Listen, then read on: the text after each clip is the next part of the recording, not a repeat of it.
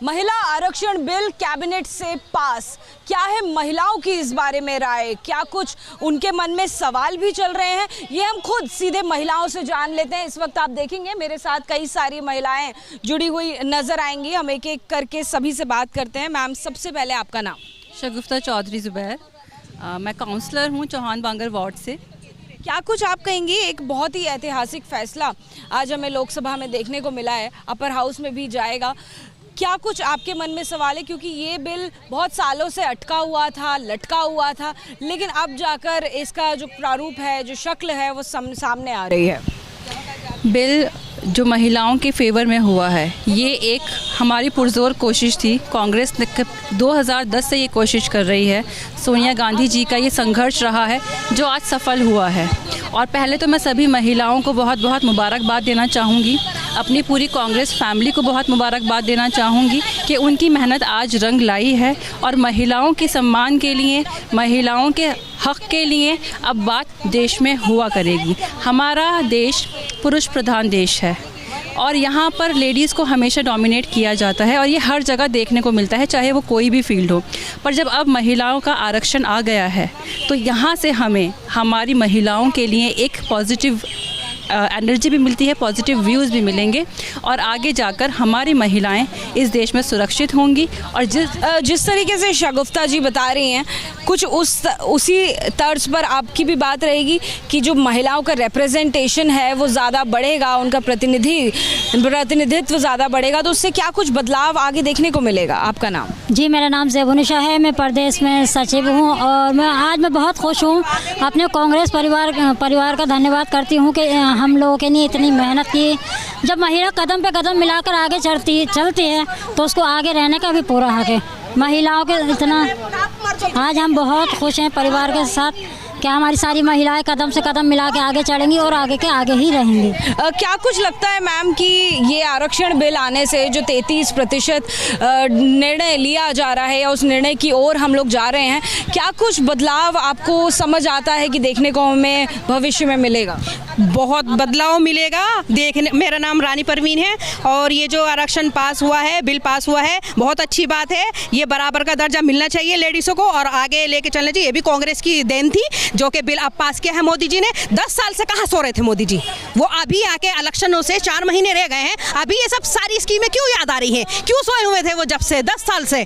वो सत्ता में 10 साल से है ना। 200 रुपये की उन्होंने छूट करी सिलेंडर की, क्यों अब आके करी? ये कहीं ना कहीं क्रेडिट लेने की होड़ भी मच गई है। तो आप लोग कह रहे हैं कि उधर फंसा हुआ था, उनका कहना है कि हमारी जो इच्छा शक्ति है उसमें ज़्यादा दम था, इसलिए हम कर पाए। नहीं, 200 रुपये दे के क्या बचा के क्या बहुत ज़्यादा आसान कर दिया क्या? कांग्रेस के राज में 400 रुपये का सिलेंडर आता था, समझ गए? 200 रुपये कम करके क्या हमारे पे बहुत बड़ा आसान कर दिया। और जो हमारे जो हस्बैंड हैं, जो भाई हैं, जो भतीजे हैं, वो बेरोजगार हैं, उन पे तरस नहीं आया? बहनों पे ही तरस आ गया? जो बेरोजगार हैं उन पे तरस नहीं आता कि वो 200 रुपये बचा के? जी, पहले आपका नाम? नमस्कार, मैं नेहा बेगराज सिंह, जिला बाबरपुर से। जी, पूछिए। जिस तरीके से क्रेडिट लेने की होड़ भी हमें मचती हुई दिखाई दे रही है, बीजेपी का यही पक्ष है कि अगर इतना ही दम था तो पहले नहीं कर पाए, इसीलिए नहीं हो पाया, उस पर आप क्या कहेंगे? देखिए मैडम, जो भी हो रहा है ये आप लोगों से परे नहीं है। सब जनता आज जाग चुकी है, जनता सब जानती है। जनता को दिख रहा है मेरे लिए अच्छा क्या है, मेरे लिए बुरा क्या है। आज आप सिलेंडर की बात कर रहे हैं, जब सत्ता उठाने की बात आती है तो नीचे गिर देते हैं, जब सत्ता नीचे जाती है तो एकदम नीचे हो जाते हैं। ये बहुत ड्रामेकिसी की चीज़ें हैं, ये एक जुमलेबाजी है जिसे खारिज किया जाए तो ज़्यादा अच्छा है। और भी हमारे साथ महिलाएं, उनसे बात करते हैं। देखिए, जिस तरीके से एक सवाल ये भी बन रहा है, क्योंकि हम लोग ज़्यादातर मुस्लिम महिलाएं हमारे साथ में, तो रिजर्वेशन के अंदर रिजर्वेशन दिया जाए, यानी कि महिला आरक्षण बिल के अंदर भी डिसाइड हो कि किस महिला को या कितनी महिलाओं को कितना प्रतिशत दिया जाए, SC ST महिलाओं को, और साथ में मुस्लिम महिलाओं को भी कितना मिलना चाहिए। क्या इसको लेकर भी आप लोगों के मन में सवाल है? मुसलमान को तो ज़्यादा आगे बढ़ने नहीं देते हैं ये लोग, क्योंकि आजकल मोमडन की बहुत वो हो रही है कि मोमडन किसी काम में जाते हैं, किसी फील्ड में जाते हैं तो उसको कुछ ना कुछ आरोप लगा देते हैं, ये हो गया वो हो गया, तो इस वजह से मोमडन को तो ये पीछे ही कर देते हैं। लेकिन इस बात से बहुत खुशी हो रही है कि कम से कम लेडीज़ आगे जा रही है, तो उसके ज़रिए हम सब लेडीज़ों की जो परेशानियाँ हैं वो ख़त्म होंगी।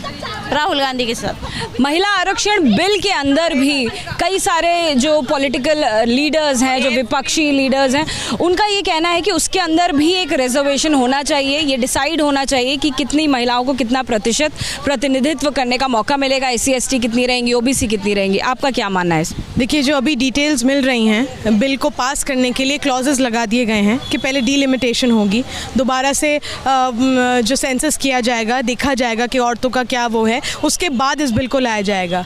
ये कहीं ना कहीं फिर से सरकार की खींचमतानी करने की, जब ये बिल 2010 में राज्यसभा में पास हुआ था, इसको फ़ौरन ही लोकसभा में भी पास करने देना चाहिए था, नहीं हुआ। 2014 में जो भी अनफॉर्चुनेट कॉजेज़ रहे उसकी वजह से नहीं हुआ। अब जाके सोनिया गांधी जी ने फिर अपील करी गई कि स्पेशल सेशन में पार्लियामेंट में इसको किया जाए। उसके बाद भी बिल पास होने की बिल्कुल आप करीब लाके भी उसमें इतने क्लॉजेज़ लगा रहे हैं जिसमें अभी कोई सर्टेनिटी नहीं है कि ये चीज़ कब कंप्लीट होगी। इस चुनाव में तो नहीं होने वाला है, अगले चुनाव में भी होगा या नहीं इसकी कोई गारंटी नहीं है। तो वही बात जो है, जो जुमलेबाजी चलती है, ऑफ कोर्स हम वेलकम करते हैं इस डिसीजन का।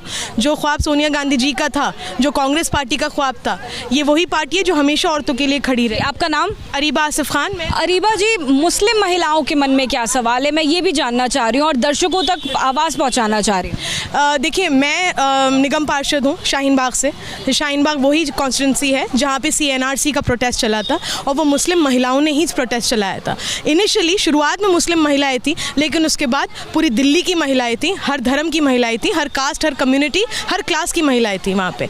महिलाएं हमेशा अपने हक के लिए आवाज़ उठाना जानती हैं, चाहे वो मुसलमान हो या किसी और मज़हब की हो, किसी भी क्लास की हो। कहीं ना कहीं पेट्रियार्की सिस्टम ऐसा रहा है हमारे देश में कि उनको पीछे धकेला जाता है, उन्हें आगे नहीं बढ़ने दिया जाता है। जो औरत घर चला सकती है वो देश भी चला सकती है। और भी महिलाएं हैं, उनसे भी सबको वक्त देंगे, सबको वक्त देना चाहेंगे। जी बताइए। इसकी सबसे बड़ी मिसाल ये है, जैसे इंदिरा गांधी जी ने देश चलाया, सोनिया गांधी जी ने चलाया, अब कांग्रेस पार्टी उसी प्रथा को वापस लाएगी और औरतें अब लोकसभा में जब बैठेंगी तो वो औरतों के हक की बात करेंगी। मैम, आपका नाम क्या हुआ? जी, मेरा नाम शबनम चौधरी है और मैं बाबरपुर ज़िला से महासचिव हूँ। शबनम जी, जिस तरीके से लगातार मन में सवाल कई सारी महिलाओं के हैं कि रिजर्वेशन के अंदर भी कितना प्रतिनिधित्व करने का मौका मिलेगा, कौन सी कम्युनिटी को कितना मिलेगा, वैसा आपके मन में भी है? जैसे मुस्लिम महिलाएं भी वो सवाल उठा रही हैं कि उनका प्रतिनिधित्व कितनी प्रतिशत महिलाएं कर पाएंगी। जी, सवाल तो सभी के मन में होते हैं।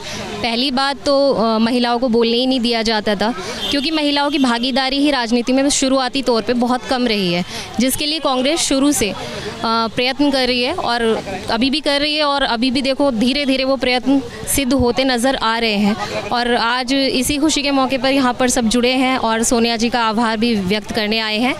और यदि राजनीति में महिलाओं की भागीदारी बढ़ती है तो डेफिनेटली बहुत से ऐसे इश्यूज़ हैं जिन पे बोलना चाहिए, राज्यसभा में भी, लोकसभा में भी, और महिलाओं की मौजूदगी ना होने से उन पे बोला नहीं जाता। तो मुझे लगता है शायद वो सभी मुद्दे सुने जाएंगे, उन पे बात की जाएगी और मतलब काफ़ी चीज़ें ऐसी नई होंगी जो हमने अभी तक नहीं देखी। तो देखिए, महिलाओं की मौजूदगी नहीं होने से कई सारे ऐसे सब्जेक्ट्स हैं, कई सारे ऐसे टॉपिक्स हैं जिन पर बात नहीं हो पाती है।